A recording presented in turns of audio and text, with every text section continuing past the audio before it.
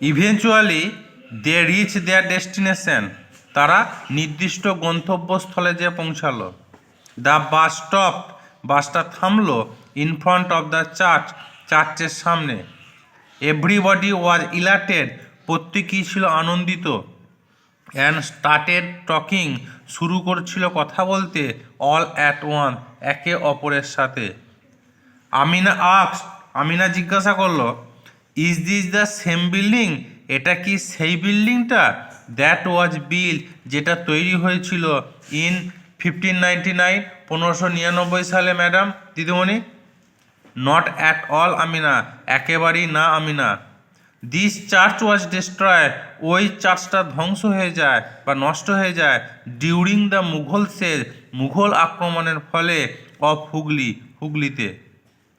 The teacher said, দিদিমণি বললেন, as they walk, যখন তারা যাচ্ছিল, হেঁটে যাচ্ছিল, ইনসাইড থ্রু দ্য গেট, গেটের মধ্য দিয়ে ভিতরে প্রবেশ করার জন্য। হোয়াট হ্যাপেন দেন, তারপর কি ঘটেছিল তখন? আখ সুনিতা, সুনিতা জিজ্ঞাসা করলো। The প্রিস father John da cruise, প্রিস father John da Cruz along with a few thousand খ্রিস্টান, কয়েক হাজার খ্রিস্টানকে নিয়ে, was taken to Agra fort, নিয়ে গিয়েছিল আগ্রার দুর্গে, before the Mughal emperor Shahjahan, Mughal সম্রাট শাহজাহানের সামনে।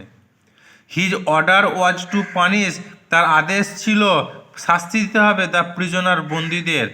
So they were made to stand, তাই তাদেরকে দাঁড় কাটানো হলো বিফোর ফিরোসিয়াস এলিফ্যান্ট, ওই হিংস্র হাতিদের সামনে।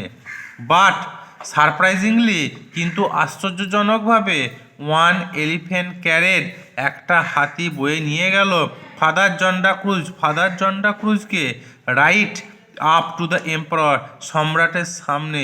অ্যান্ড নেল্ড বিফোর হিম, তার সামনে হাঁটু মোড়ে বসলো, অ্যাজ ইফ, যেন মনে হচ্ছে, আস্কিং ফর মার্সি, সে ক্ষমা প্রার্থনা চাইছে।